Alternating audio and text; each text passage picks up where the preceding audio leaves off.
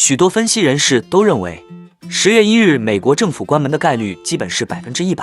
停摆会让依赖经济数据进行决策的美联储无数据可用，叠加不稳定的经济状态，美联储年内按兵不动的概率提升。另外，美联储理事鲍曼言语尖锐，直言反通胀的进展仍不够，可能需要进一步加息才能实现目标。波士顿联储主席柯林斯表示，进一步收紧政策的选项肯定不会被排除在外。最后，我们观察到摩根士丹利策略师表示，如果三大巨头减产30%，这意味着他们每天将损失约2.5亿美元的利润，一个月将损失70到80亿美元。妥协则将对通胀火上浇油。哈喽，大家好，欢迎来到我的财经老师说，带您用宏观经济解读世界金融市场。如果您也有不动产买卖相关问题，以及股市投资经验的看法分享，都欢迎留言或私讯我们。另外，我会不定期在社群贴文分享近期不错的房产物件和值得注意的类股以及投资个股。如果您也喜欢这样的内容，欢迎订阅我的频道，并打开小铃铛，这样才不会错过最新的影片通知哦。那我们就开始今天的节目吧。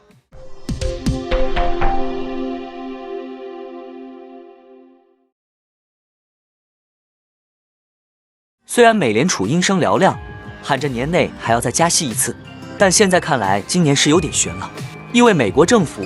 又要上演传统异能关门了。在众议院共和党右翼的强硬反对下，美国国会达成预算协议的可能性越来越小，美国政府可能将从10月1日起正式关门，届时除社保支出外的许多政府职能都会终止，包括美联储赖以进行利率决策的数据收集工作。同时停摆对经济的冲击也可能会让美联储倾向于暂缓加息。本次预算僵局源于共和党内部在税收和支出问题上的尖锐分歧，包括是否签署对乌克兰的大规模额外援助计划。共和党右翼极力要求削减这部分支出，且态度非常强硬，两党几乎没有妥协的空间。许多分析人士都认为，10月1日美国政府关门的概率基本是100%，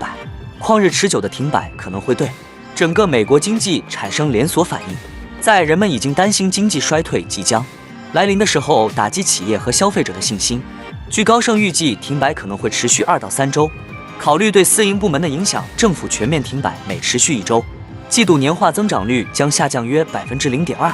值得注意的是，如果停摆持续的时间达到1个月，美国10月失业率可能会大幅上升，触发关键经济衰退信号。最后，我们总结一下，如果假设停摆持续2周，停摆期间的年化季度 GDP 增长将下降0.5%，10月份的失业率将上升0.1%，而且停摆也会影响美国劳工统计局收集实时失业统计数据的能力。如果数据延迟发布，准确性可能已经受到影响。如果美国政府从10月1日开始停摆并持续2周，那么11月3日发布的10月份就业报告很可能会推迟发布。由于美联储高度依赖联邦政府的统计数据进行利率决策，所以一旦政府停摆，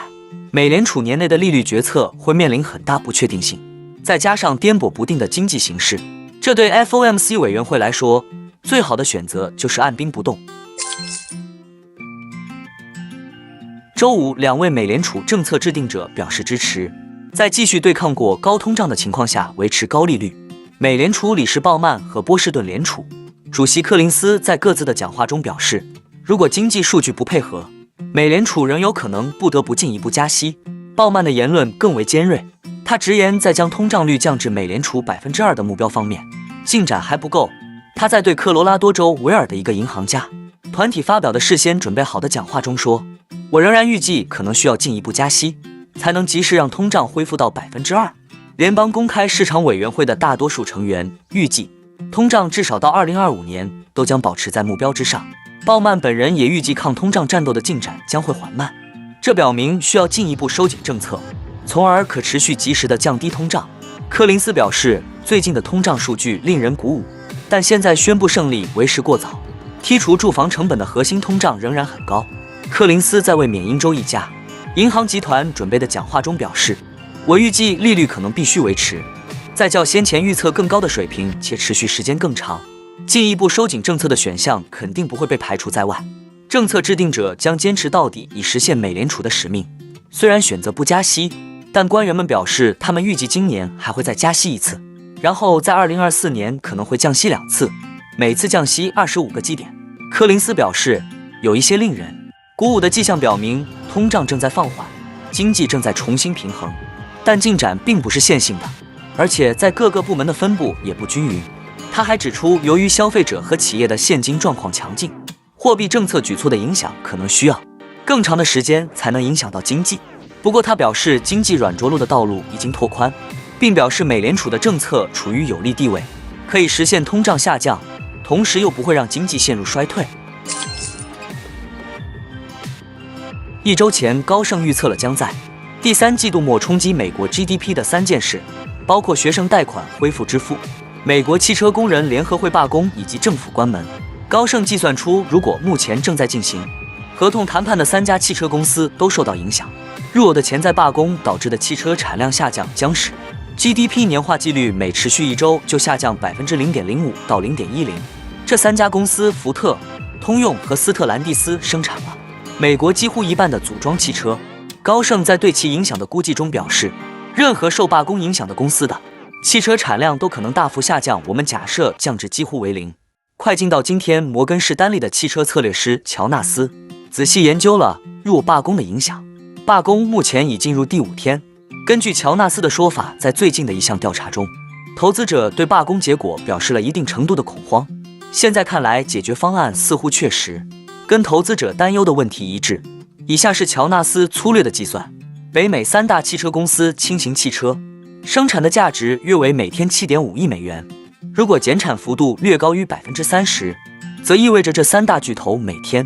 将损失约 2.5 亿美元的利润。按照整个月的产量损失推算，3大巨头的利润损失总计可能高达70到80亿美元。据乔纳斯说，一些损失的产量将被弥补，因为一些客户可能会购买进口品牌或特斯拉。但除了一次性的损失之外，乔纳斯表示，他更担心的是在未来4年的合同期内，劳动力价格可能会上涨 30% 到 40%， 以及美国国内汽车公司将重新调整其电动汽车在岸的投资回报率和回报。底特律汽车制造商工会的劳动力成本，包括工资和福利，估计平均为每小时66美元。相比之下，没有加入工会的特斯拉的工资为45美元，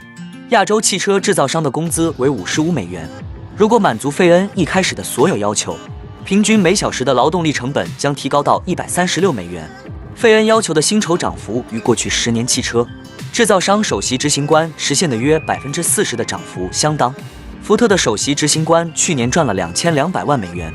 斯特兰蒂斯为2480万美元，通用汽车将近2900万美元。费恩在接受采访时为自己的要求辩护说，竞争就是主体竞争，我并不关心马斯克会建造更多的火箭飞船，这样他就可以飞到外层空间之类的东西。我们关心的是工薪阶层需要在这个世界上分享他们应得的经济正义。那我们今天的节目就先分享到这里。你也喜欢用宏观经济看全球投资的机会吗？如果你也喜欢这样的内容，记得帮我点赞以及订阅分享， YouTube 的大数据就会再推荐类似的影片给你哦。那我们下一支影片见了，拜拜。